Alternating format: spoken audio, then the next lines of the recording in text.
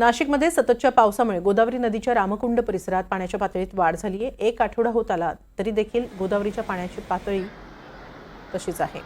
रामकुंड परिसरात रोज हजारो धार्मिक विधी होतात, मात्र पाण्याची पातळी वाढल्यानं भाविकांना त्रास सहन करावा लागतोय। गोदावरीच्या रामकुंड परिसरातून आमचे प्रतिनिधी किशोर बेलसरे यांनी घेतलेला हा आढावा।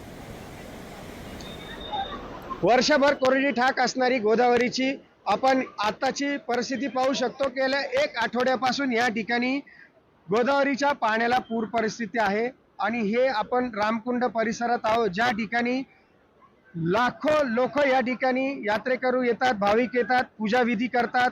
आज नागपंचमी असताना देखील या ठिकाणी काल सर्प असो किंवा श्रावणी पूजा असो किंवा अस्थि विसर्जन, या ठिकाणी लोक येतात, श्रद्धेने ह्या गोदावरीत पूजा करतात। मात्र गोदावरीला मोठ्या प्रमाणात पाणी आहे। गंगापूर धरणातून पाण्याचा विसर्ग थांबवला असला तरी या ठिकाणी आपण बघू शकतो की किती मोठ्या प्रमाणात गोदावरीला पाणी आहे, पूर परिस्थिती आहे। अनेक भाविकांना गोदावरीच्या काठावर राहून ही पूजा करावी लागत आहेत। तर रोज सायंकाळी होणारी गोदा आरती देखील या ठिकाणी होत असते, परंतु ही गोदा आरती कशा परिस्थितीत होते आपण जाणून घेऊया। या ठिकाणी असलेले पुरोहित संघाचे प्रतीक शुक्ला यांच्याकडून।